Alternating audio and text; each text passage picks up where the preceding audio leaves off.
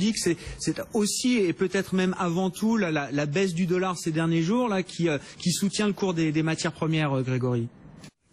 Ouais, vous avez tout à fait raison, je pense, parce que en fait, les spéculations autrement sur un accord de l'OPEP, c'est un peu, comment dire, le serpent de mer. On entend ça depuis des mois, des années. Et pourquoi est-ce que l'OPEP interviendrait justement à un moment où le cours du pétrole a atteint de nouveau les $50? Donc non, vous avez tout à fait raison, c'est l'affaiblissement relatif du dollar. Sur la semaine, il est en baisse de 1,3% par rapport à l'euro, mais c'est ça qui a, disons, je pense, motivé la hausse des cours des matières premières. Bon, et cette baisse du dollar, parce que ça a été un des événements de la semaine, il y a eu quelques chiffres, mais plutôt secondaires, mais on a eu la publication, on le rappelle, des minutes de la Fed, compte rendu de la réunion de la Fed du 26-27 juillet, et puis beaucoup de banquiers centraux américains qui se sont exprimés. Est-ce que ça veut dire, cette baisse du dollar, là, est-ce que ça signifie que le marché croit toujours de moins en moins à une possible remontée des taux aux États-Unis? C'est la grande question, c'est-à-dire que c'est clair que le marché ne croit pas du tout à une remontée des taux aux États-Unis, en tout cas pas au mois de septembre. On en est à 50% de possibilités pour une remontée des taux d'ici la fin de l'année. Mais ça, c'est l'opinion du marché. Le marché n'a pas forcément raison. Et ce qu'on voit quand même maintenant ces derniers temps, c'est que beaucoup de membres de la Fed disent que la porte est ouverte pour une hausse des taux et ils essayent peut-être de commencer à préparer le marché d'une certaine façon. Je pense qu'il faudra attendre vendredi prochain le discours de Janet Yellen avant de refermer totalement la porte sur une hausse des taux, que ce soit en septembre ou avant de la fin de l'année. Bon, voilà, pour ce débat sans fin autour de la prochaine hausse de taux de la Réserve fédérale américaine. Il y a encore quelques publications d'entreprises, Grégory, on peut le commenter d'ailleurs, parce que c'est toujours intéressant de suivre Gap, par exemple, dans le textile et l'habillement. Alors, le titre est stable, voire légèrement positif, mais je crois que lors de la publication hier soir, le titre avait fortement décroché dans les échanges après-bourse. Oui, mais il s'est repris depuis. Mais je dirais ce qui est assez intéressant, c'est vous avez deux publications en fait assez importantes, c'était Gap et Deere. Et on peut dire que ces deux compagnies ont en gros des ventes en chute libre. Vous regardez Deere, le matériel agricole, matériel de chantier, c'est une baisse par exemple de moins 20% en Amérique du Sud, de moins 10% à l'international.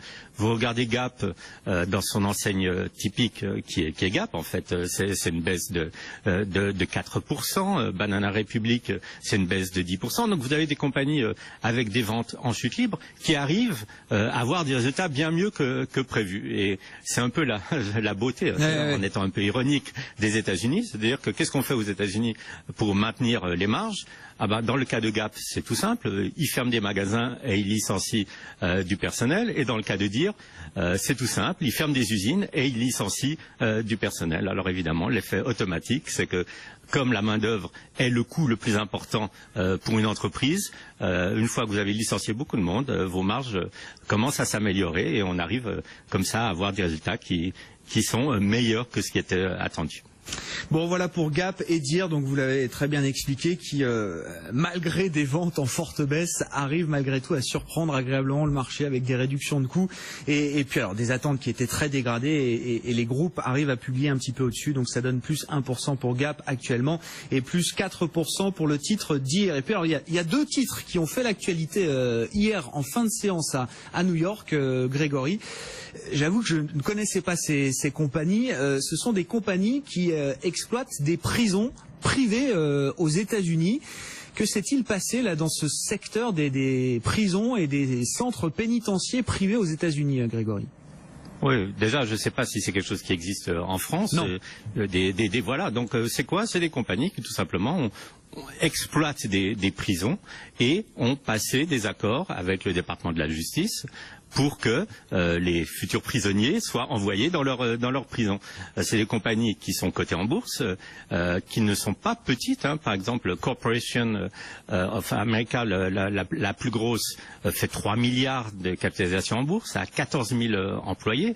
Et c'est un secteur très lucratif. Ça rapporte beaucoup d'argent, les prisons. Je pense qu'on nourrit pas très bien les prisonniers et on fait payer très cher le département de la justice. Donc, qu'est-ce qu'a dit hier le département de la justice? Il a dit qu'en fait, les qualités des services rendus par ces exploitants privés de prison était très mauvais et que le département de la justice avait tout simplement arrêté ces contrats qu'ils avaient donnés à des exploitants privés, à ces deux compagnies.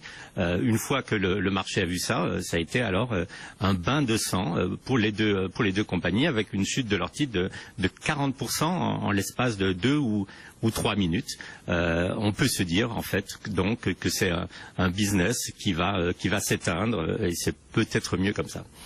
Bon, voilà pour ces. Alors, il y a The Geo Group et puis Correction America. Voilà, ces deux entreprises exploitants privés de centres pénitentiaires. Et puis alors, un mouvement intéressant dans les télécoms aussi, et on suit ça de près évidemment parce que c'est un mouvement global sur l'utilisation de la bande passante chez les opérateurs mobiles et jusqu'où ces opérateurs peuvent se permettre de nous donner un débit plus ou moins illimité. Donc, il y en a certains qui réduisent déjà ou qui font payer un débit à partir d'un certain niveau.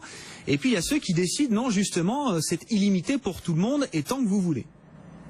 Voilà, et c'est ce qui s'est passé hier avec l'annonce de T-Mobile. T-Mobile, c'est le 3e exploitant aux États-Unis. Il faut savoir que T-Mobile, c'est aussi Deutsche Telekom qui en possède une grande partie.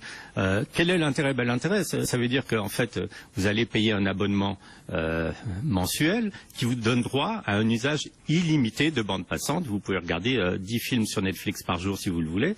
Alors que si vous étiez chez les deux autres opérateurs principaux aux États-Unis, Verizon et AT&T, à partir de 1 mégabyte, vous êtes chargé, vous payez $10 de plus par mégabyte, ou bien ce que les compagnies ont commencé à faire, Verizon et AT&T, c'est qu'une fois qu'on a dépassé la quantité qu'on a le droit d'utiliser ou qu'on a acheté, tout simplement, ces compagnies ralentissent le débit, ce qui rend absolument impossible de regarder un film ou de regarder YouTube. Donc la solution de T-Mobile est, je pense, la solution de l'avenir, c'est de ne plus du tout restreindre l'utilisation de bandes passantes et ça va peut-être poser quelques problèmes à des compagnies et aux principaux exploitants qui comptaient beaucoup justement sur les revenus dû à cette explosion de l'utilisation de la bande passante. Bon, voilà pour ce secteur des télécoms aux États-Unis. Et puis alors quelques histoires quand même intéressantes, c'est ce qu'on appelle les lanceurs d'alerte. Un lanceur d'alerte chez Deutsche Bank, donc qui avait fourni des informations à la justice américaine. Alors l'histoire c'était Deutsche Bank avait surévalué, un petit peu survalorisé la valeur de certains portefeuilles de produits dérivés. La banque a été condamnée par l'autorité de marché américaine pour ça.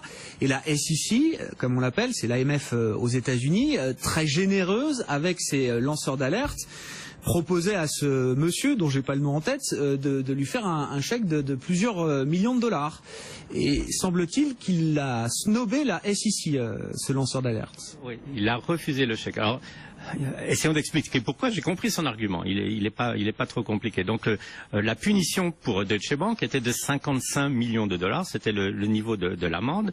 Et ce qu'on appelle le lanceur d'alerte aux États-Unis a droit à 15% de l'amende comme prime, en gros. Donc, ce monsieur aurait touché 16 millions de dollars. Et il les a refusés en disant quoi? Il a dit tout simplement qu'en fait, en prenant l'argent de cette amende de Deutsche Bank, qu'est-ce qu'il fait? Mais il prend l'argent des actionnaires de Deutsche Bank, il prend l'argent des employés qui ont été licenciés par Deutsche Bank, alors que le management de Deutsche Bank, les gens qui ont fait ou ces fraudes ou ces surévaluations, tout ce qu'on veut, non seulement n'a pas été touché, n'a pas été licencié, mais n'a pas non plus payé d'amende. Donc il dit, moi je ne veux pas toucher de l'argent au détriment des actionnaires et au détriment en fait de la compagnie qui n'y peut rien, puisque les gens qui avaient provoqué cette fraude n'ont pas été punis. C'est très moral en fait. C'est excessivement moral même à ce niveau-là. Voilà, il reproche à la SEC de ne pas avoir puni quand même le top manager pour cette fraude. Oui, c'est ça. Ouais. Voilà. Mais le petit côté amusant, c'est que quand même, puisque ce monsieur est en train de divorcer, il dit mais cette prime malheureusement va quand même être payée en grande partie à mes avocats et à ma femme. Donc il y a quand même un côté peut-être un peu plus cynique que ce qu'on veut bien vouloir voir. Bon, Grégory, pour finir, on va terminer. La semaine aura été assez creuse, assez calme. Qu'est-ce que le marché va regarder dans les prochains jours là? Est-ce qu'on va rester encore sur des journées très très calmes avant les échéances de la rentrée, ou est-ce qu'on a des éléments, des catalyseurs ou des événements particuliers devant nous là? Je dirais que ce calme est peut-être la seule chose qui est vraiment inquiétante dans les marchés. C'est-à-dire que peut-être qu'on commence en Europe à être un peu moins calme. Vous regardez le secteur bancaire aujourd'hui qui est maltraité. Par contre, aux États-Unis, alors c'était vraiment le calme plat, avec cette illusion que tout va continuer de la même façon. Et c'est clair que quand tout le monde pense ça, quelque chose va arriver. Alors je dirais, qu'est-ce qu'on va regarder? On va évidemment lire les statistiques économiques, les commandes de biens durables, etc., etc. Mais une fois de plus, et je sais que c'est un refrain qui commence à être très fatigant, on va attendre le discours de Janet Yellen, mais peut-être avec cette fois beaucoup plus d'intérêt, puisque comme je le disais en début d'intervention, les marchés ne sont pas du tout prêts à entendre des nouvelles négatives, c'est-à-dire des nouvelles que peut-être la Fed va monter les taux. Donc on peut imaginer peut-être quelques vagues d'ici la fin du mois d'août, et peut-être même une petite tempête si les marchés entendent des choses qu'ils n'ont pas du tout en ce moment envisagées. Vendredi prochain, rendez-vous avec Janet Yellen et les marchés.